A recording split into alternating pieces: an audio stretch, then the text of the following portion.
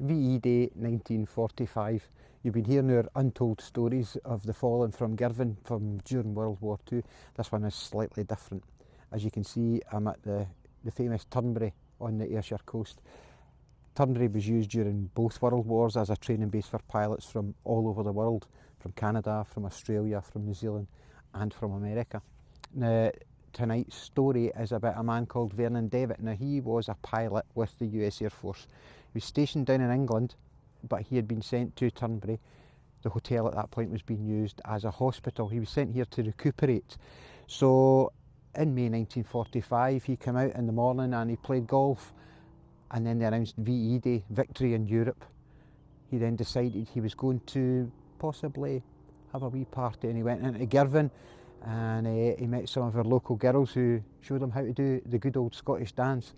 He wrote a letter home to his mum, telling her all about his time in Girvan and his exploits on VE Day, even down to the hotel fire across the road in the King's Arms Hotel. So let's hear Vernon's letter back to his mum. England, May 26, 1945. Dear Mum and all, well, here goes. I will try and write. That is, if I still know how. It's been so long since I wrote anyone that I owe everyone a letter, and I will try and answer a few tonight. I got a letter from Don just the other day, and he told me about where he is located. He is near Nancy, France. I am stationed at Lathamham, north of London and near Bury St. Edmunds. I suppose everyone feels pretty good back there now. It isn't so easy for me because we are just waiting now, and that's what I hate. I was sent to Glasgow, Scotland on sick leave and had a swell time. I was sent there to get some rest, but I had to do my resting after I got back here to the base. I stayed in a little town by the name of Girvan, and even the people were swell. It was just like walking down the street of your hometown with everyone saying hello.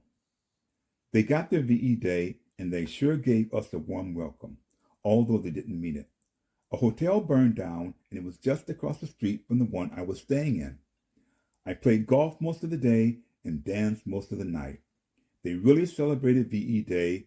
It was sure fun dancing the old Scottish dance. They were patient with us while we were learning the dance, and were hurt if we wouldn't try.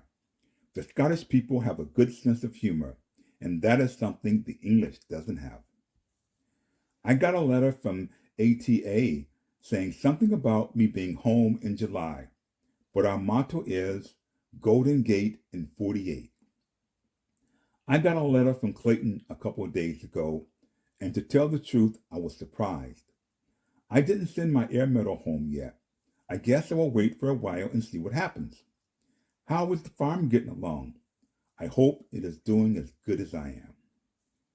Guess it is time to hit the hay, so I will close for tonight. Good night. Love, Vernon. So there you go, there you have it. There's Vernon's letter back to his mum on the farm in North Dakota in 1945. After the war, Vernon went back to America and he married Vera in 1946, later going on to have 4 children, 2 sons and 2 daughters. Vernon then flew in the Korean War and he flew in Vietnam as well, so a well-seasoned veteran of the US Air Force. Vernon passed away in 2005 and he is buried in Portland in Oregon. We'd like to thank Diana Devitt for sending that letter across to us to give us a small insight into what VE Day would have been like in Girvan in 1945.